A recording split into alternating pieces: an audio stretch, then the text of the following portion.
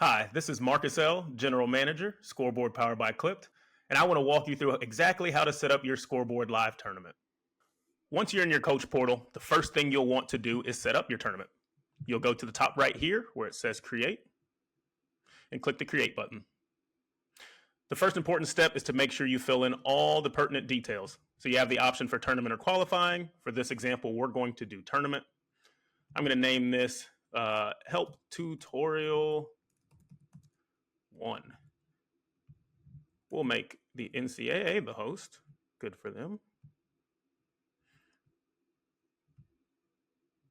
We'll pick today as the dates. It'll end tomorrow. The sponsor is optional. That is an optional field. So again, you do not have to fill that out. But if you have one, I bet they'd appreciate it. And then we always want to make sure we do the venue. The venue a lot of times is the facility or the golf course that you're at. If it is a facility that has more than one golf course, you'll be able to select which golf course at that venue are playing once we get to the course setup step.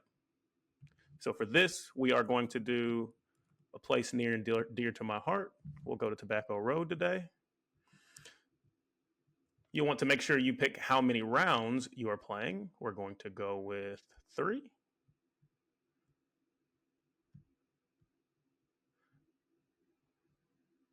This is a men's event because I picked NCAA Division I men as the host. So again, it defaults to the gender of the host. Selecting the division here, again, it's going to default to that one. You can pick a different one if you need to. You have the options you need here in this drop down. And then you pick your format. So you can do stroke play, match play, or medal match play, which again are the 3 formats that are countable for rankings. If you are doing stroke play, you have the options to do a team plus individual event. So again, that's your standard format where we're bringing teams and then a few individuals to play along. Or if it's only individuals, you would then select that individuals only. When you select match play, it's going to give you the options of what format you're playing. Again, so we got singles, we have 4-ball foursomes, and then your maximum team size. So are we playing 5-player matches? You can change that to 6, 7, 8. Again, whatever the allowable rules in the NCAA manual allow. You can also do the same for medal match play. So it's going to give you the same parameters. Are we doing medal match play with singles, 4-ball, foursomes? Okay, so again, for this demonstration, we'll keep it at stroke play, keep it simple. We're going to do a simple teams and individuals format. Again, once you've got all your information in there, you do want to click save. I will point out one thing. We do have a feature where you can add a message to a leaderboard. So anytime during your event, if you want to add a message, again, it gives you this example of play suspended due to weather, or tee times will have been moved back to 9 a.m. You can post that message right here. I'm going to save at this point. It's going to just tell you to double check to make sure your dates are correct. They are because I picked them, and I'm going to click OK. From there, the next step you'll want to do is, it kind of goes in order here. You want to add your teams. I'm going to keep this as a small event. So we're just going to add, let's see, some local teams in the area. Don't want them traveling too far. So you'll just want to click or search the team names in the search bar. They will pull up, and then you can click them to add them to your event. So let's add a few more teams here. We'll get Wake Forest in there. Let's do NC State. Perfect. We'll do Duke. It also, so I'm at this point, I'm trying to count how many teams I have. And the good thing is it tells me exactly how many I've added at this point. So let's get 6 in there just to make it a nice, even threesomes type of number. Let's get Davidson in there. Now, once you have your teams added, there are important icons here. Okay, so if you need to make this a B team, you would change it from the V for varsity to the JV for B team, essentially. You can always toggle that back. This pencil here is to edit the lineup. Okay, so we'll get to that point in just a second once we get past these other icons. And then if you needed to remove the team, you've got a trash can icon here.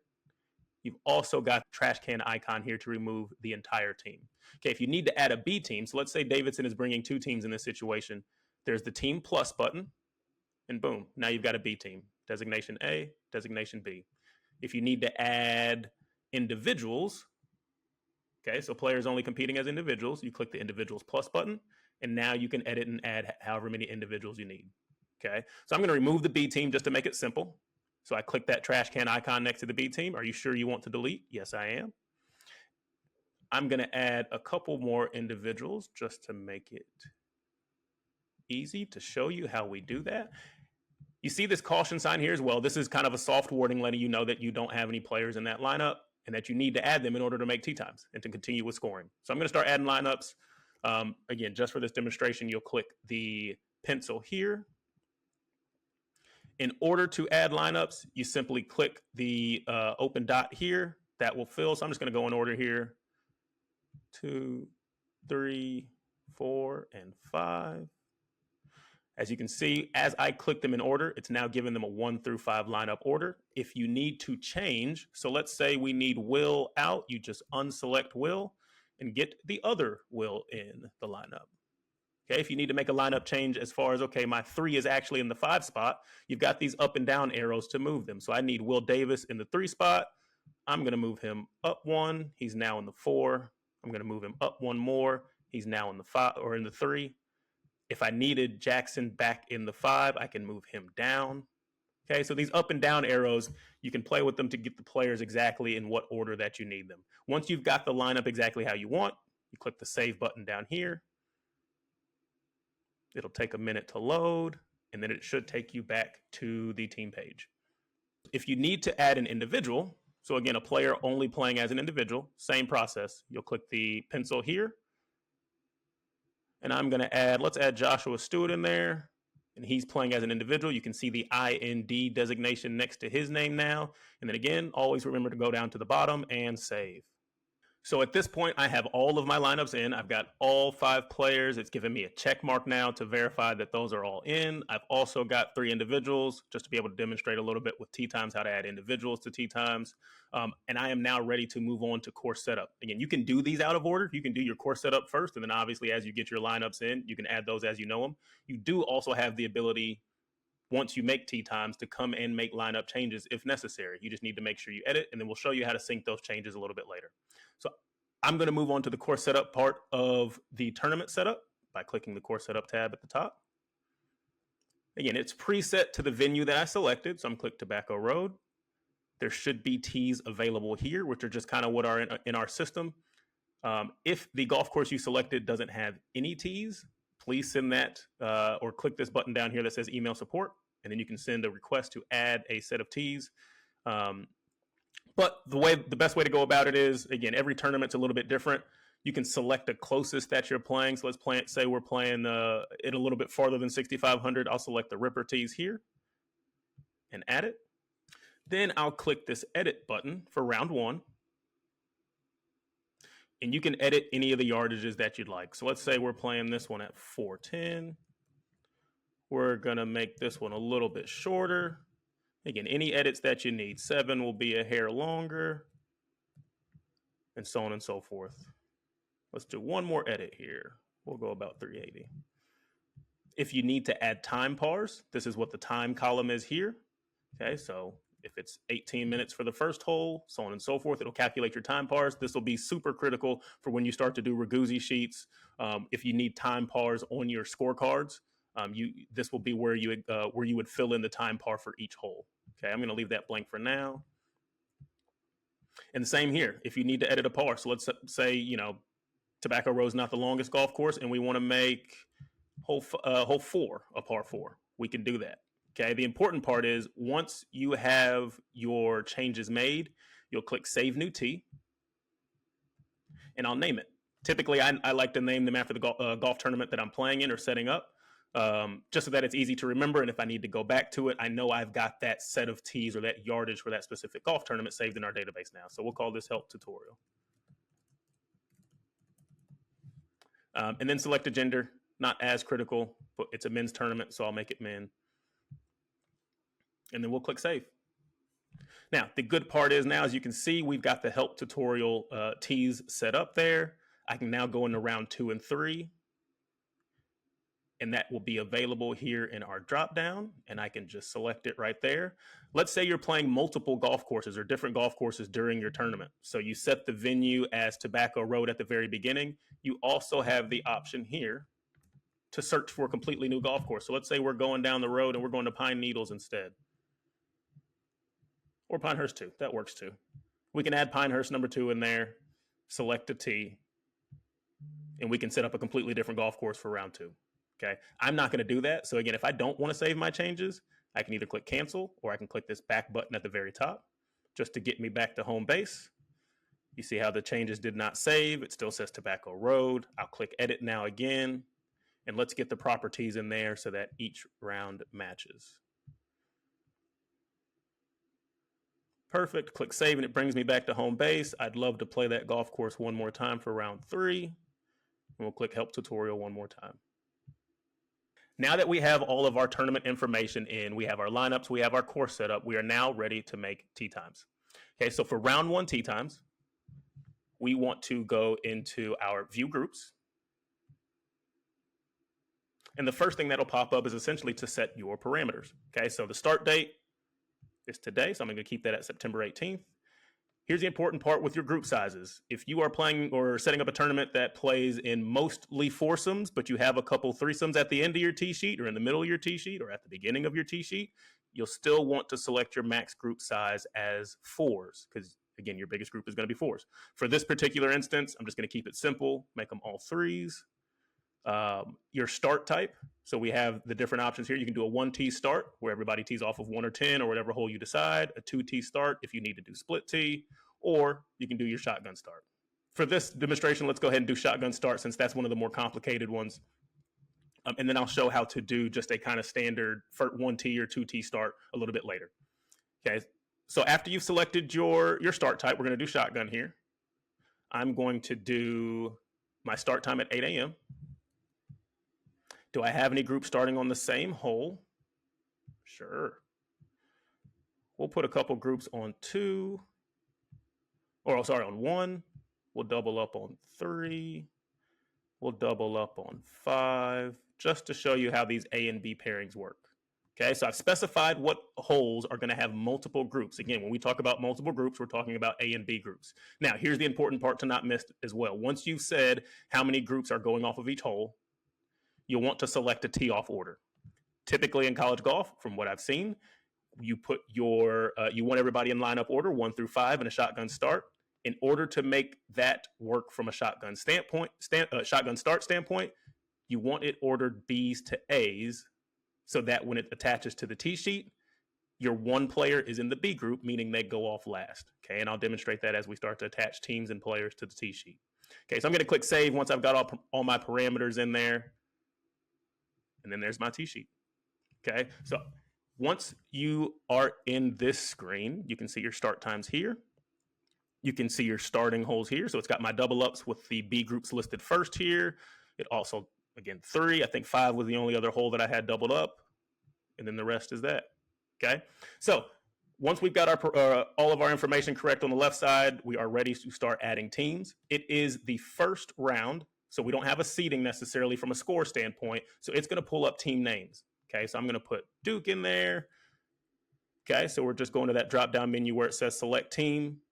And you can select the team that you need. If you want to add them in lineup order, you have the option to add them in seeding order 1 through 5, 5 through 1, or individually by clicking on the player.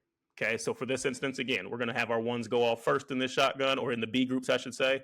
So I'm going to select the 1 through 5, and it's going to automatically add them in there 1 through 5. They are going to play with, let's put them with NC State.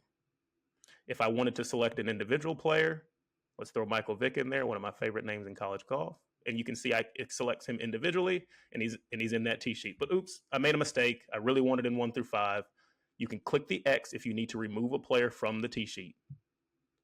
Then that becomes available again. Michael Vick becomes available again, and I'm actually going to put them in seeding order 1 through 5.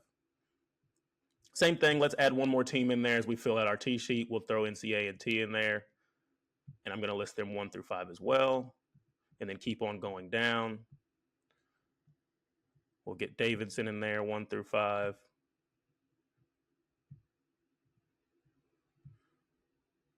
We'll get Wake Forest in there 1 through 5. And I believe UNC is my last team here, 1 through 5.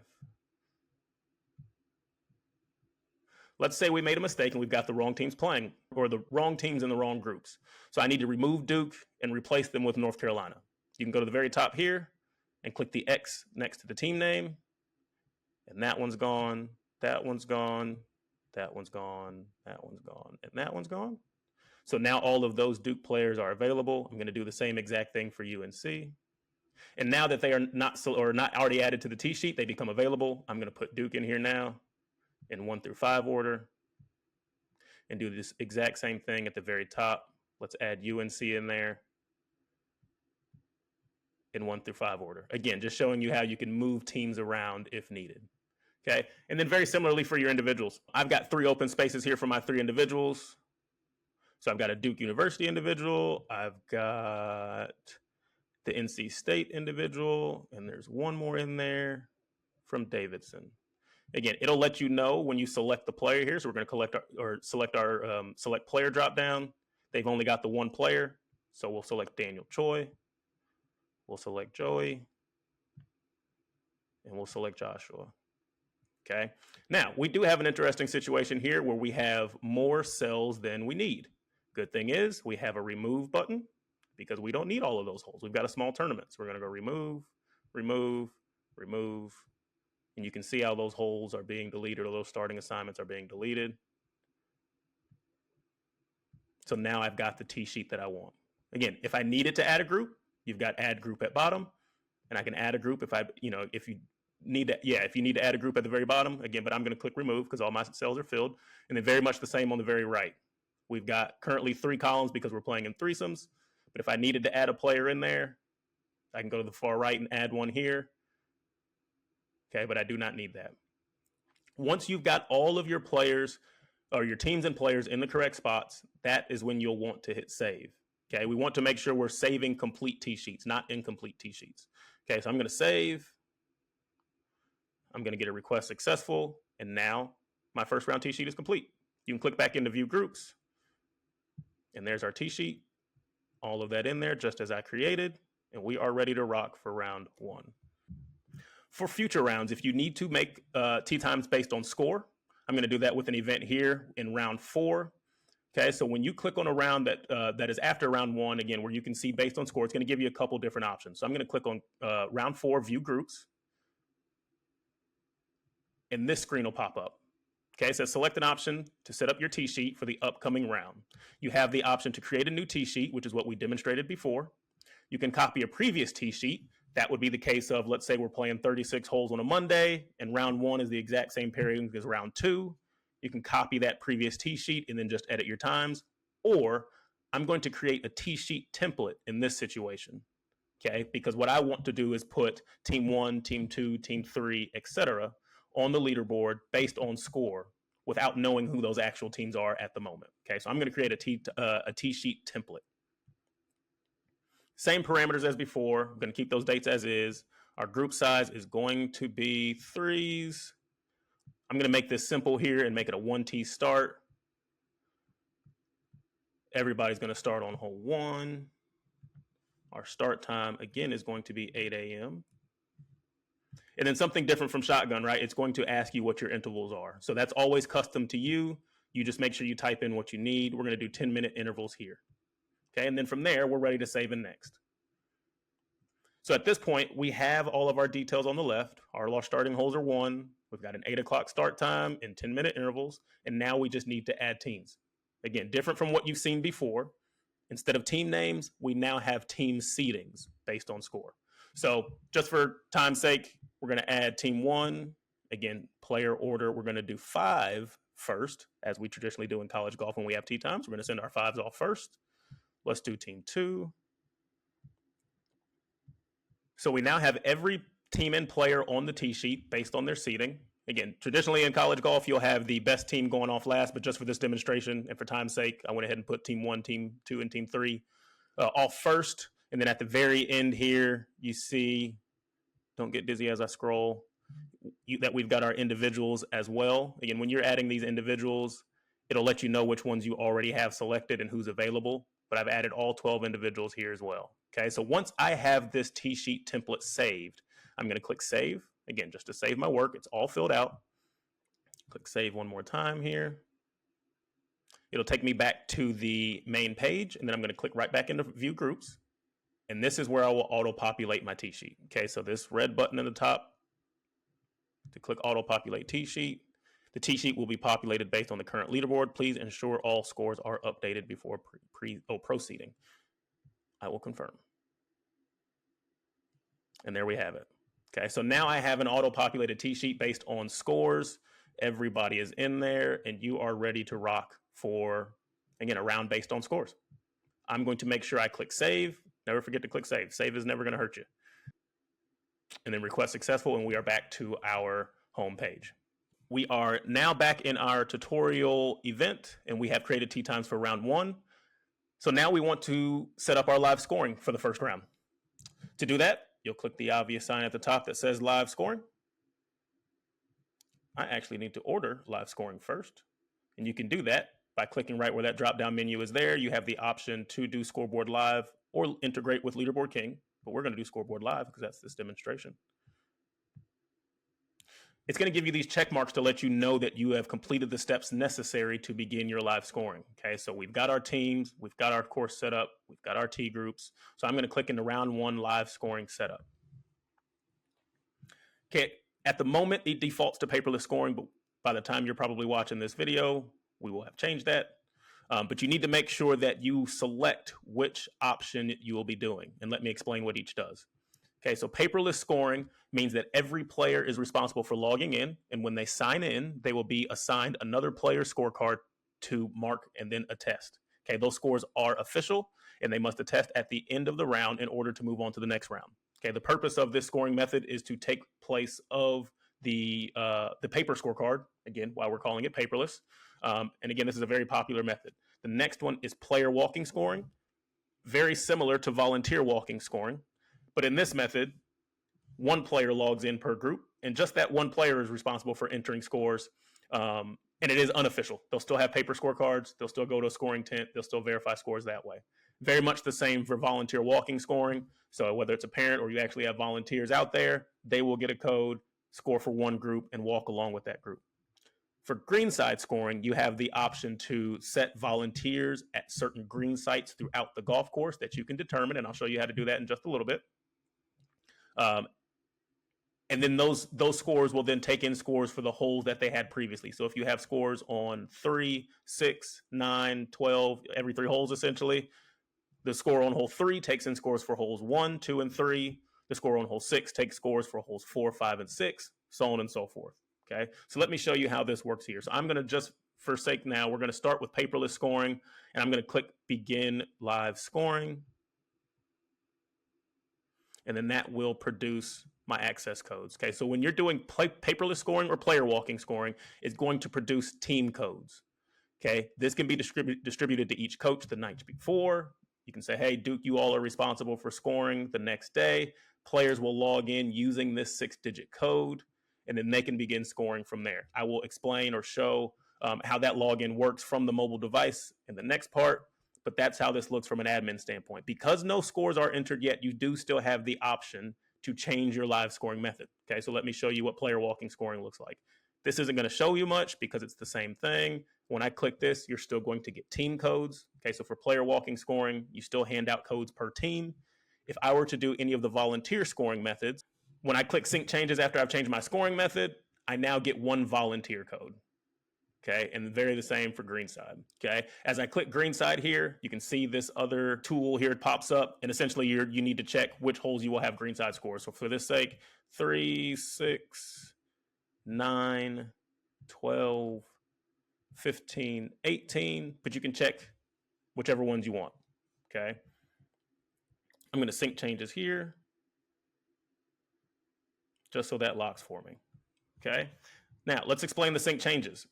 Anytime you are making a change to something you have already set up, once live scoring has begun, you want to make sure you are syncing changes. Okay, so we've done all our setup here. Okay, I've got Greenside. I'm doing every 3 holes. Let's say I need to make a tee time change. Okay, Duke changes their 5th player to another player. Change that in tee times, go to live scoring, sync changes. That will then flow to the app. Let's say you need to make a yardage or par change. You go make the change in course setup, save that, come back to live scoring, sync changes. Same thing for a lineup change. All of that, anytime you make a change in the setup, you need to make sure you click sync changes so that that takes effect in the actual live scoring app. If you have already started live scoring and you need to make a lineup change, you'll need to follow the following steps. I'm currently in the round monitor, so I've got all of my groups in order. I'm going to go back to the tee sheet so I can deselect or unselect the player that needs to be removed or switched. So I'm going to go back into my tee times. I've got round 1 here. And let's say Luke Sample from Duke is the player that needs to be removed. So he's been removed by clicking the X. I'm going to also X the Duke there. We'll click Save. Then I'll go back to the teams, or the teams tab at the top here. Go into Duke's roster by clicking the pencil again. Luke Sample is out, so I'll click the dot next to his name, and then let's say I'll put Daniel Choi in. Now you see it puts Daniel Choi in the 5, but I'm going to use the arrows here to move him all the way up to the 1. So 1 up arrow, click his name one more time, arrow by his name again, arrow by his name one more time. So now he's in the 1 spot, everybody else is in their original order. And I'll click Save one more time to lock in those changes. And it's bringing me back to the team rosters. Now I'll go back into T groups, click on View Groups again. I still have I moved my players over, so I'm going to deselect here, deselect here. Let's put my Duke number 1 player, Daniel Choi there. I'll put my North Carolina number 1 player there, who should still be available, Maxwell Ford. I'm going to click Add a Player here and add the NC State 1 player. And now I can save my tee times once more. So now I have my final tee sheet based on that player swap. Once you have made all of those changes, again, deselecting from tee sheet, changing the lineup, and then going back to fix your tee groups, make sure you do the final step of going back into live scoring, going to the current round. So live scoring set up under the current round. And then this big button here that says sync changes. Again, anytime you make a change to course setup, tee groups, lineups, anything of that nature, while the live scoring round is in progress, you want to make sure you click sync changes. I'm going to go on the round monitor. And boom, there he is, Daniel Choi, in the group that he needs to be in, group 5 at 8:40 a.m.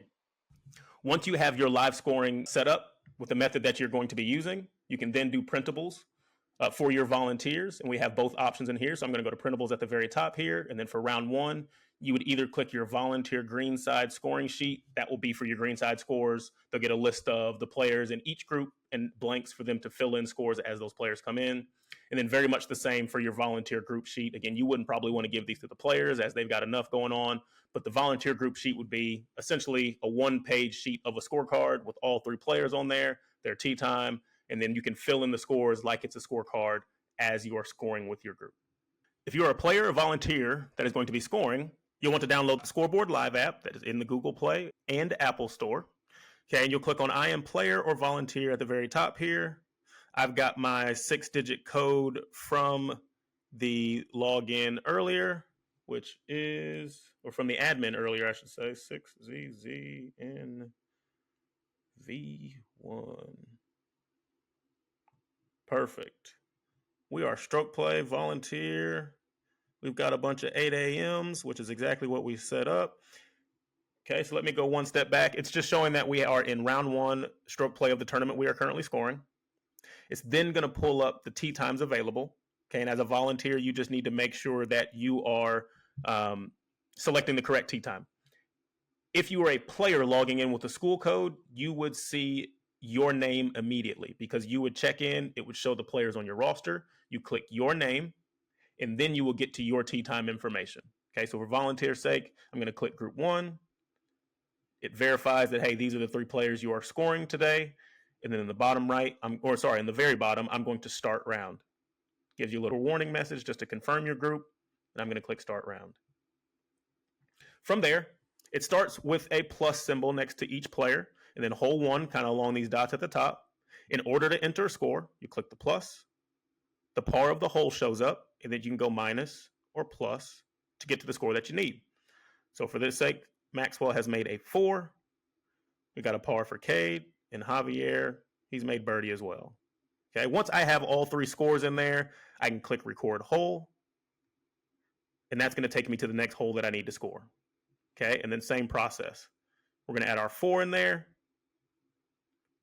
bring up Cade's score, bring up Javier's score, and then add their scores. Record hole. As you can see in the top with the dots, you can scrub or select a dot. And by scrub, we mean you can drag your thumb along those dots as I'm doing here. I know you can't see my thumb, but we're dragging across to get to the hole that we may need to skip to. So let's say we wanted to skip to hole 10. Or you can simply click. So I'm going to click back to hole 3 to get to hole 3. Okay, let's say you're in a situation where one player has already finished and you know their score, but you're not ready to record the other 2 players. So Maxwell has finished. You'll still see the record hole pop up at the very bottom. I can then save scores for that particular player and move on to the next. Okay, so again, if you're in a situation where you want to or need to add a score of a player that has already finished and you're waiting on the other 2, you can do that before you have all 3 players in.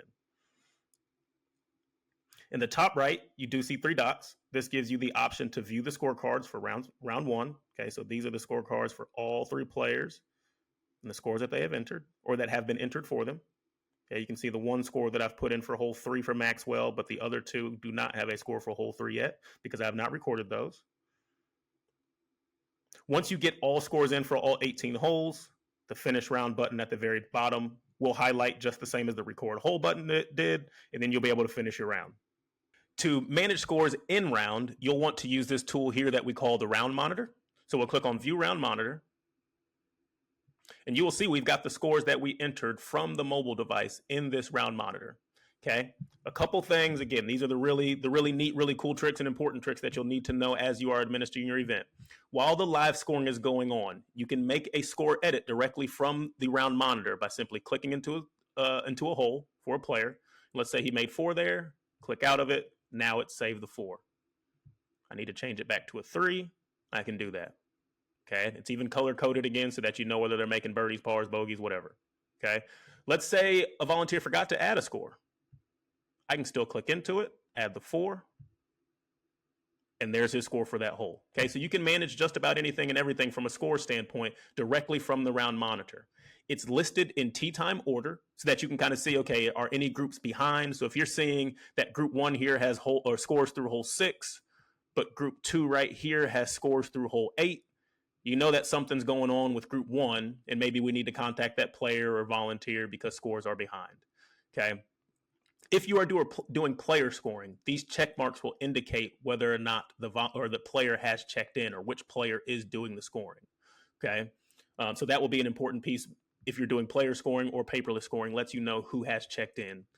Once you have all scores in, this check mark turns into what looks like a shield, and that lets you know that the scorecard has been attested or submitted from the volunteer or player. That means that scorecard is essentially agreed upon, it's official to their knowledge, and then you can move on. So I have entered scores for all of group 1, amazing consistency from holes 3 through 18 with all pars. And that score or that scorecard is, or those scorecards, I should say, are ready to be submitted and attested. Okay, so this is how that works. The volunteer or player has the option to attest it directly from their mobile device by clicking Submit Scores, or you have the option to attest it as well by clicking this check mark. Then you get the shield. I'm attesting all of those. And here's the important part. As you have attested these, they are now considered confirmed. So what I like to do during tournaments is, if I know these 3 groups or 3 players are done, I get their scorecards, I check their scorecards against what is now in the live scoring from the round monitor. Once they agree with what is on the scorecard, I'll make sure they get attested. And then, sorry for scrolling, I'll click the results tab at the very top. As soon as you click attest, see if we can find these 3 players. That's when those scores get transferred over into the results tab. Okay, so again, you're doing all of your live scoring management in round from the round monitor, verify your scorecards through the round monitor. Once that has been verified, click attest, and then those scores will transfer over into the results tab. Okay. The results tab is what we like to consider the official, and where we start to do publish round scores. And I'll show you that at the very end here. But again, just to reiterate, we really want to be using the view round monitor to manage all of our scorecards in round and then verify them at the end. Click the attest at the very end here, and then those scores will transfer over. Those verified scores will transfer over into the results tab. Once you have all of those in there, you can then publish. A couple things before I move on as well. You do see WD and DQ here. If you need to WD or DQ a player, you can do that after the round or during the round. These buttons are still available, but you would do that directly from your round monitor. Again, think of your round monitor as in round. Think of results as post round. Once everything is wrapped up is when you would get to your results. As one final note, again, once you have all scorecards in the round monitor, they will then be transferred over into the results once you click attest. So in this event, all scores are already in the results tab. If you need to make one final check for scorecards, or if there's something that needs to be changed once scorecards have already been verified, you can do that from the results tab. The important part that we really need to make sure we do is at the end of each round, there's this button at the bottom that says publish and finalize event. Now this button will only be, or the finalize part will only be available in the final round.